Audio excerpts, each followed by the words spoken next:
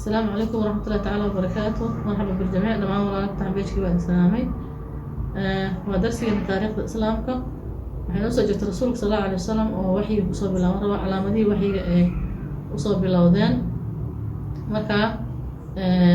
si guud ahaan rasuulka sallallahu alayhi wasallam inta islaamku oo soo bilaabanin sidoo ahaa rasuulku wuxuu ahaa marka acla shakhsiya oo qof shakhsiyad weyn ah oo bulshada ugu dhex nool yahay qiimo weyn ku leh oo magacyo wanaagsan loogu yeero Saadiq al-Amiin Maxamed al-Amiin loogu yeeri jiray oo dadka aad u jeclaayeen ee ku bartay qof run badan oo been iyo khiyaano aqoonin oo casiis ku ah sharaf ku leh kariim ku ah dadka uu la nool yahay. laba shay rasuulka sallallahu alayhi wasallam goobaha dadka xuna dhalinyarada isugu imaanayaan ama soo dhalinyareeska waxa la yiraahdo qamrada meelaha lagu cabo baararka lagu caweeyo gabdhaha dumarkii ragga isugu imaadaan zinada meelaha faaxishada inta rasuulka sallallahu alayhi wasallam ma imaanin oo waligiis ma uusan tagin sida taariikhda xusayso. markii 40 sano uu soo gaaray marka wuxuu bilaabay dadka inuu ka fogaado marka meel banaan oo qaar xiran uu ku soo cibaadeysto kadibna uu soo laabto marka uu koonka fiiriyo oo dhulka fiiriyo oo xidigaha fiiriyo oo dayax fiiriyo oo marka si tadabbur leh maamulkan ay hawshan subxaan iyo Allah subhanahu wa ta'ala diinta nabi Ibrahim uu ku caabudi jiray ilaa markii dambe waxyiga uu imaaday waxay Jibriil uu imaaday alayhi salaam. marka waxyiga markuu imaanay wuxuu marka Jibriil waxa la sheegaa suuratuhu al-haqiiqiyya inuu imaaday si rasmi Jibriilna waa sayyidul malaa'ikta kii madaxda u ahaa oo Allah subhanahu wa ta'ala hadalka intuu ka soo gudbiyo awaamirtiisa azza wa jalla malaa'iktu soo gudbiyo oo marka malaa'ikta asaga ay ka dambayso waxyigana ambiyada asaa u keeni jiray. marka awoodiisa waxa la qiyaasi kara ma dhanka bariga dhan ee dabooshay asoo garbo fara badan leh. marka rasuulku uu argagaxay sallallahu alayhi wasallam oo marka iqra oo ku celiyay oo ku celiyay markaas 3 jeer oo ku celiyay markaas ka bacdi oo dhahay marka halka waxa fahmay islaamku inuu diin cilmi yahay diin xadaari yahay wax aqrisna qofka inuu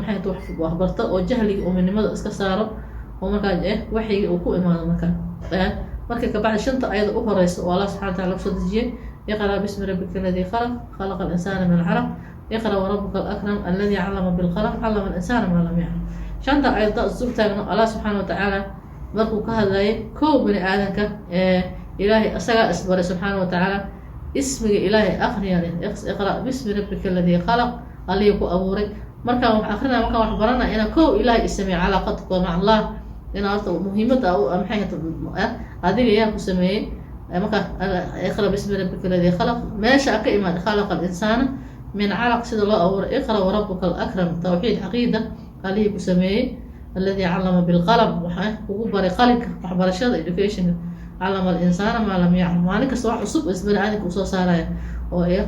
maxay alifaya mar intaas markuu Jibriil akhriyay waa baxay wuu noqday rasuulka sallallahu alayhi wasallam Khadiijo ku soo laabtay wuu wareeray marka maxay u xusafilin la kulmay marka zamiluni dhahay marka waxyiga waa hakaday marka idaduubu markaas Khadiijo wareysatay ay weydiisay marka waxay u tagtay nin adeerkeeda oo diimaha wax ka yaqaanay markaas uu xaqiijiyay in uu noqon yahay nabigii ummadan Ilaahay u soo diray nabigii lagu qatimay ambiyada lagu qatimay sayyidul anbiya wal mursaliin. markaas rasuulka xasilo ogaaday oo u soo sheegay marka waxyiina inqidaac yar oo xoogaa marka rasuulka sallallahu alayhi wasallam tanafus oo kana naxdintii kaga baaba'ayso ya Allah subhanahu wa ta'ala u hakiyay marka quraankii iyo wixii soo dagaayay kadib markaas Jibriil uu soo laabtay marka Ilaahay subhanahu wa ta'ala ya ayyuha al-mudaththir qum fa anzir wa rabbaka fakabbir wa thiyabaka fadhhir wa rujza fahjur wa la tamnun tastakthir wa rabbika fasbir ama ya ayyuha al-muzammil qum al-layla illa qalila nisfahu aw inqus minhu qalila. marka halkaas marka nabiga alayhi salaam marka uu si rasmi ah ku noqday nabi iyo rasuul isku jiro. nabi iyo rasuul maxaa farq u dhaxeeya? nabi maxaa waxyiga u imaado malaga u imaano wax uu baraya uu ka tagaya laakiin inuu wax gaarsiiyo lama amrin. laakiin rasuul dadka inuu wax u sheego wixii nabi waxyiga Allah u soo dhiibay oo malku Jibriil u soo dhiibay oo nabigu loo sheegay dadka kale inuu gaarsiiyo ya ayyuha rasuul balligh ma unzila ilayka min rabbik. marka nabina uu noqday risaaladii waxyiga u imaaday oo Jibriil oo imaada rasuul lama noqdo wixii loo sheegay inuu dadka gaarsiiyo u sheega. marka islaamku ku bilaabanaya marka xageed waxa diimihii kala dhan baabay dadkii oo sheekh guri walba shirkiga uu yahay maxay ahayd sanam uu yahay dadku subax u sujuudaya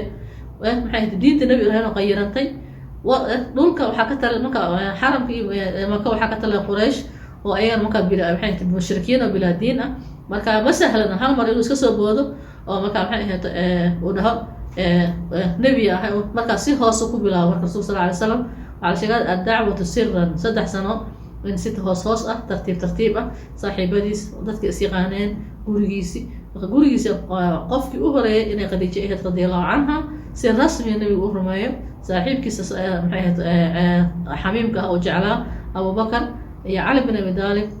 adeer walaalkiis u ahaa adeer ay ahaayeen intaas la sheekho wixii u horeeyay rasuulka sallallahu alayhi wasallam rumeeyay kadib dadka Zayd bin Harith oo maxay ahayd nabigu u xoreeyay mawlo u ahaa kadib markaa 10 mubashiriin tartiib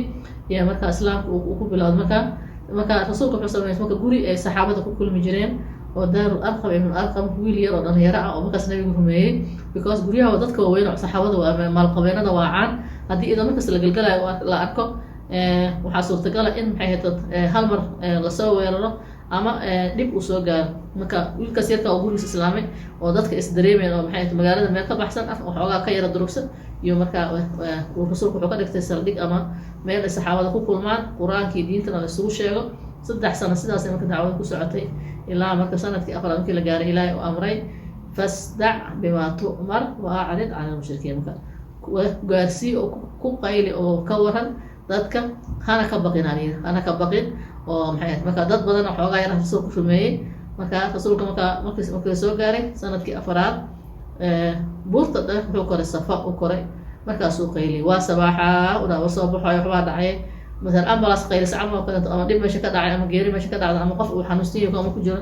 ama shicaar ama kul wasabaaxa marka ay waxa uu ahayd ambulance waqtigooda ahayd waa sabax ma waa wareey hali soo gaaro amal oo kale marka waa la soo yaacay marka wali dadkii meesha ka way baran nabiga kaleey salaam inuu ama been u sheegay ama iska qaylinaay ama wax uu san maxay hato marka qof kasta uu yahay wuxuu yiri maxamed maanta waxa ka qaldan wuxuu u baahan waa la soo wada baxay qofkii aan soo bixin kana qof uu soo dirsaday markaas yiri meeshaan hadii oo buurtan asaarana gadaasheeda hadii cadow ka soo socdo war iska gaarayna inaad ma rumaysanaysa haayeen rumaysanayna been kuma aqoon waa ilaa hadii kan maxay hato markaas yiri ana nadiirun bayna yaday lakum cadaab marka aniga waxaan ahay nabi ma ahay maanta wixii ka dambeeyay qof caadi ma ihi waxaan idinkaga digayaa inaad ilaahay subxaanahu wa tacaala caabudaan oo naar idinkaga digaya jannana idinku bishaarnay dadkii markaa Abu Lahab baa la sheegay inuu dhahay tabban laka